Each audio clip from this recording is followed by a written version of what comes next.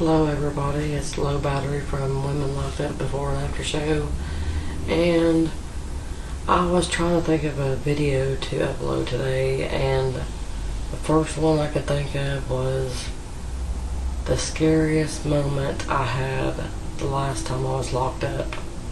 And that I try to think because there were so many different scary moments, but there was actually two. I couldn't say there was just one. There was more than 10 or 20, but I could not decide what was the scariest, so I have to say two of them. First of all, one of the scariest moments, or experiences, I guess you want to say, things I witnessed, put it that way, scariest things I witnessed while in prison. I guess I would have to say, well, number one being that there was this woman that was there. She's a real big, heavy-set woman, and what I was told, she was one of the women, of course, like I said, I live here in Mississippi, and it was told that she was from Mississippi too, and supposedly she was one of the women that she was with her husband, and she was on the road for like 5 or 10 years, something like that. I don't know, it took them a while to find them, and they called them, and they was on the news and everything before they came down there to Rankin County, or Pearl, Mississippi, CMCF, Central Mississippi Correctional Facility. Anyway, this lady, I want to say woman, because I don't want to talk about nothing bad about anybody that's dead or whatever, but what she done, she was one of the people though, like I was saying, her and her husband both had kids in their backyard, supposedly chained up like dogs, and dog kennels out in the back, feeding them dog food and everything else, and making them eat feces and all kind of stuff. It was really bad. And anyway, my scariest moment was when, it was pretty scary when she showed up, but that wasn't it. The scariest moment was when she had a lot of health problems, and she had, what's that called? Where you have the really bad heart disease. What's that called? I can't think. Congestive heart failure. Duh. Brain fart. Anyway, I was happened to be in that zone the day I didn't go back to. Well, when they go to eat, they don't say chow and all that like on all these documentaries. In Rankin County, whenever it's time to go eat, somebody yells, "Going back!" I'm like, okay, but anyway, that's what they say. And, well, it was time to go back and eat, and she stayed in the zone too, and there's other people in there too, people who don't go eat in the dining hall because they have commissary, which that last time I was there, I didn't have the opportunity. I had to hustle. I had to like draw pictures and stuff for people, and that's how I made my commissary, but mainly I done it for hygiene, or I done it for stamps and envelopes so I could write my family. But anyway, she was in there, and she was having some breathing difficulties, and nobody liked her because they knew what she had done. And, well, she was complaining. There was one woman that kept helping her, and people kept saying, "Why are you helping her? You know what she done to those kids?" And she kept saying, "Well, God's telling me to do it. God's telling me to do it." Well, okay. Well, anyway, her helper or whatever went up there to the tower and told the officers, she's like, "This lady back here, she can't breathe. It's the one y'all brought in here just 2 weeks ago, and she didn't know how to explain to her. She just said the heavyset lady back here on the bottom rack." And, well, it took them probably like forever to get back there. They never come right away. They take their time. They ain't worried about nobody. They care less they die. Anyway, when the officer finally came back there, they brought one of the lieutenants back there, which back then, when I was there, we called lieutenants white shirts. Like if an officer was to come in, people would be saying, "One time," if it's one of them. If it's 2 or 3, they'll say 2 times, 3 times, like that. No, that's just warning everybody that there's an officer coming in. Or if it's a lieutenant, they'll say white shirt, white shirt. Anyway, I get that out of the way. I just had to say that. And that's what everybody was saying when they came in. "One time, white shirt." Anyway, they went to the woman's bed, and I could see her over there. She was across from me, but she was on down. Our beds were lined up. We had a wall separating altogether 116 women in one zone. And, well, there's 2 lines on one side of the wall and 2 lines on the other side of the wall. Well, on my side of the wall, I was by the window, little small tiny windows that you can barely see out of. But she was over there by the wall, and that's what the problem was. She couldn't breathe either. Plus, some of the inmates were already arguing because she was taking up the fan, and we only get a fan on each side of the wall between all those women. And it's really hot. There's no air conditioner down there. Nothing is really, really hot. And it's oh my gosh, it's bad. Especially in that, like, July and August. Oh my gosh, you can't breathe yourself. Even if you don't have breathing problems, you can't even breathe. But they came in there and asked her what was wrong with her and all that. I couldn't tell what was going on. I was trying to be nosy, but at the same time I was looking up too, I wanted to know what's going on. So, anyway, they took her out, and they took her to a thing, they call it on ground, it's called 720. What's weird, it's supposed to be an all-women's prison, or it used to be, and now they house men too. But it's on the other side, way, way far away on the other side of the compound, and they call it 720. And I never really understood why they call it 720. I figured out one of these days. I've really known. I don't know why but it's like a Band-Aid station, what I call it, but it's actually the 911, or not 911, but excuse me, the ER, have you say the ER on the grounds, but it was a Band-Aid station. They just give you Tylenol until you lay on your left side and all that crap. But anyway, they took her to the 720. 720 came and picked her up, but they put her on a stretcher. Okay, supposedly, before they can get her to the door, she stopped breathing. Oh my God, I just got goosebumps just now. She stopped breathing, and then that's when one of the officers got on the radio, lieutenant got on her radio, and there was one of them, I think the lieutenant stayed in, white shirt, stayed in, and the officer went out, I could see her in the tower on the phone, and the other one's on the radio. But this time they actually brought a prison ambulance that stays on ground back there. But they came in. This is what was scary. Is they came in, and the woman obviously was dead at the moment because they had to do CPR on her, and that's what was scary. They had to do CPR on her, and I could see the officers doing it, and it scared me. I mean, I had panic attacks, and, well, at least really bad when I was locked up. And, well, it scared me pretty bad. I had to kind of walk away. I couldn't watch it, and then something kept telling me that I wanted to see what was going to happen to her, or at least see what was going to happen.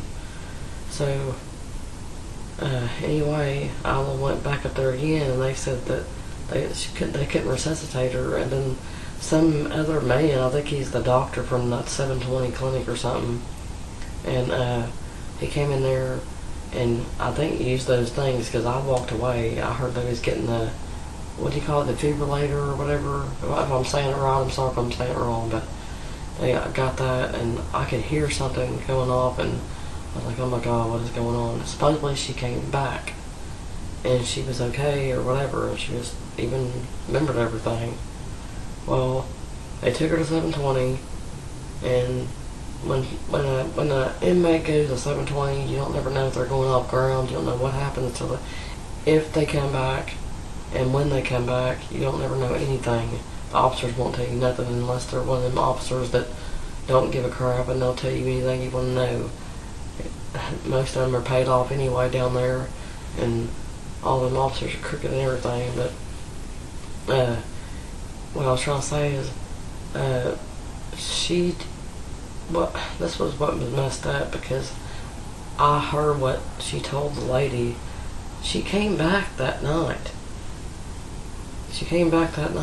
And obviously she fell out in the shower, but only after she complained to the tower again that she could not breathe.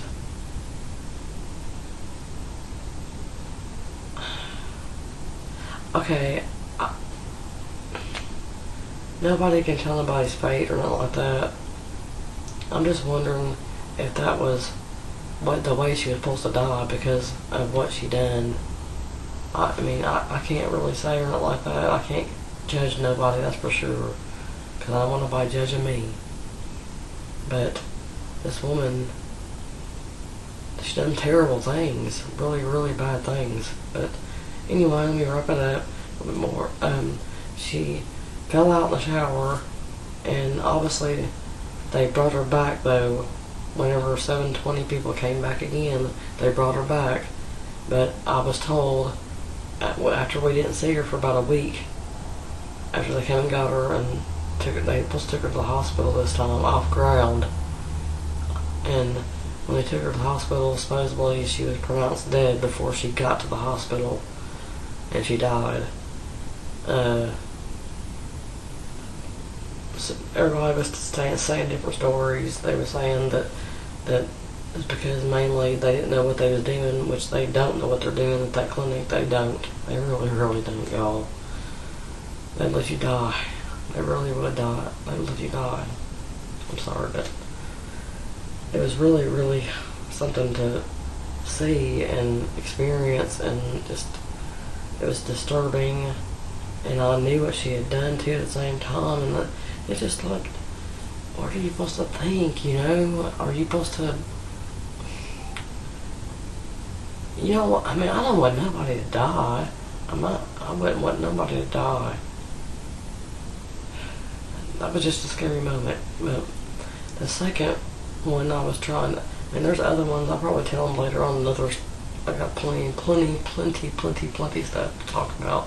Probably take years to talk about, probably, I don't know, but maybe not that long. But the second one, when I was talking about, I had two. So the second one would be,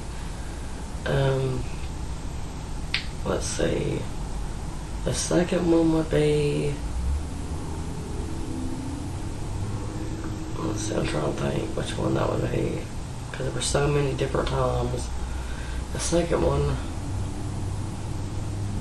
oh Lord, okay, yeah, the second one would be when I went down there the first time, and I was in yellow jumpsuit, like I was telling y'all in the first video, that when you first go down there, you're in yellow jumpsuit before you get processed, and they give you your green and white or your black and white stripes. Well, or before you're classified, you're in yellow jumpsuit. Well, again, this is one of those times I didn't go back to eat. And I think it was a sign for me not to go eat because I was the only one in there. Because when you're in yellow jumpsuit, you don't get a whole lot. And anyway, which I wasn't hungry though, but for some reason I just happened to not go back to eat. And there was another girl in there, but I didn't know it though. I didn't know at the time. I just happened to be laying on my right side reading one of my books, and something told me to turn around and look backwards, look behind me. I mean, but something told me to look back. I don't know why. I was sitting reading my book. Normal activity. Nothing. Just mind my own business like always. I was laid back too in prison. I stayed to myself. I didn't bother nobody. I didn't do eye contact with anybody or nothing. I just stayed to myself. Everybody knew me as laid back, and that was it. I actually got along better. I hate to say it, I got along better with the old women lifers than I did with anybody, because there's a lot of even grown women, not just kids, a lot of grown women that want to act like kids in there, and I want to start fights and all that stuff. I was laid back.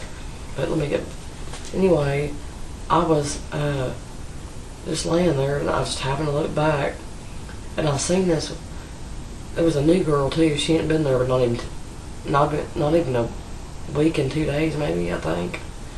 And anyway, I looked back, and I seen her laying on her bed, and I thought I seen her arms up in the air like this right here, but I thought she was like stretching or something like that. I just took a glimpse back anyway, and I was like, okay, well, somebody's in here. I'm not the only one in here, whatever. I thought I was by myself in there, and everybody went back to eat. But what was messed up is something told me to look back again. And I looked back again, and this time I looked back, her legs were straight out, and her arms were out like this too, and they was going like this, and her head was like, she was just, the first thing come to me, cause see, I didn't know, I've never seen a real seizure in my life, and I've never seen one like and right in front of me or anything like that. I always thought that they were, you just shake all over and all that. I found out later there's all kinds of different seizures, and she was having a certain kind. I don't remember what kind she was having, but it was kind where you just stiffen up and you just kind of whatever. But anyway, I was the only one in there, and I was already feeling weird, and I had just went and got me some ice out of the cooler. They have a cooler that's between 116 women, like a plain cooler, and I was just went and got some ice water because I wasn't feeling right, and I just put some on my neck and everything. I wouldn't feel like I was having a panic attack or something, and boy did that make it worse, because I had to literally, I looked up at the tower to see if I seen anybody, and I didn't see nobody up there, because I was going to be like this right here and point and tell them, and I was like, because I was too scared to go over there. But I said, God was telling me right then, go over there and help this woman, because I didn't, at the time I was like, I can't just let what's going on with me get in the way of helping somebody. I didn't know what to do either. But I went back there, and I did know, don't ever let somebody that's having a seizure, don't let them stay on their back, and make them stay on their side or something like that, so they won't swallow their tongue or something like that. Anyway,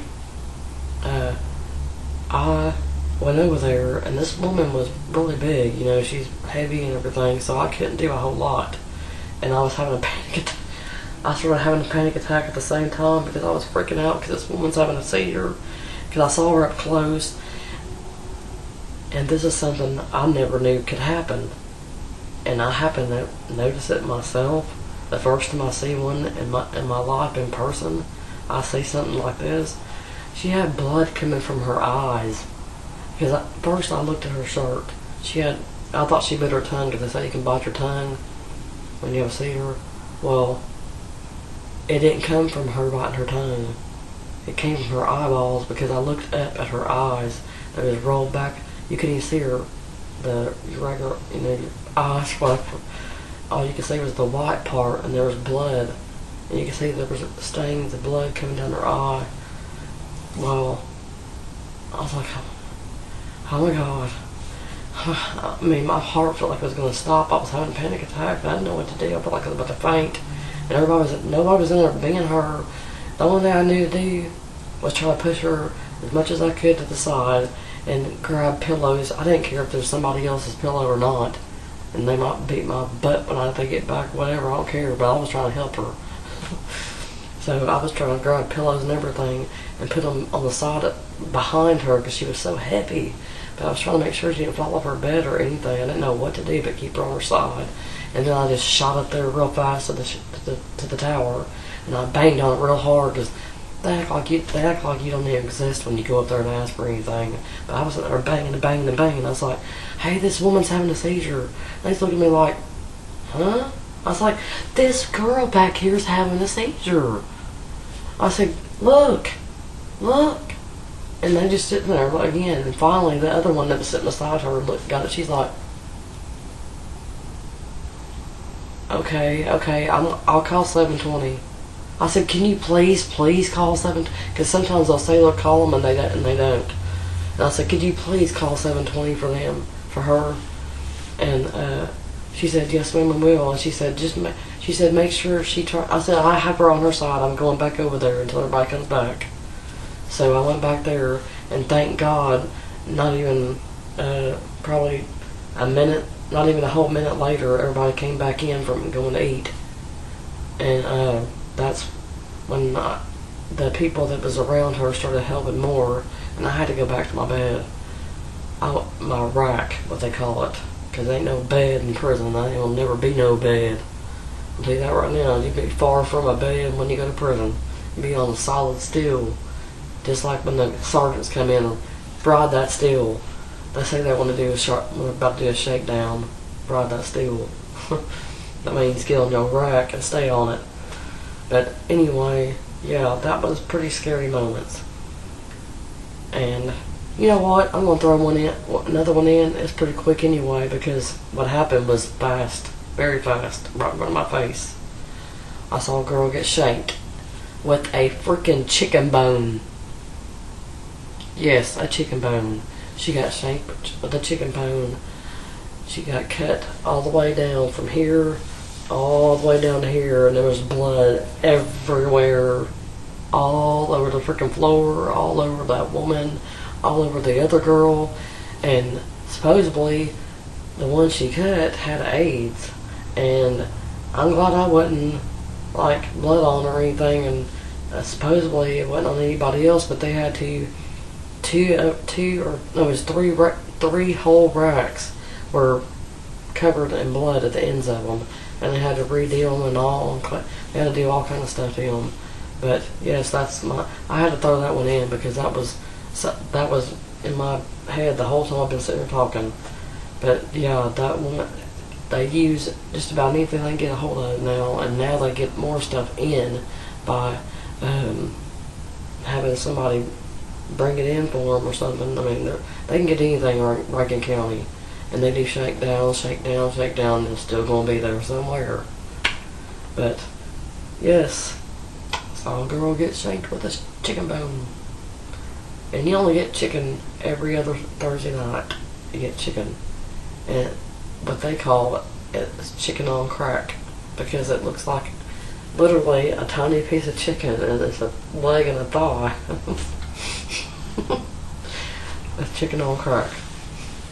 Anyway, I just wanted to share that with y'all. A few scary moments. There's a whole lot more than that that I had to witness and see, and so many. But I just want to share those with you today, and thank you so much for watching, and keep watching my videos, y'all, please, because I'm not nowhere near finished. I have a whole lot more exciting things and just different things. And you always remember you can comment below, because if you comment and ask me something to talk about, I'll talk about it. So please comment below and like, share, and subscribe. And please stay tuned in for more videos, okay? So peace and love, y'all. Bye.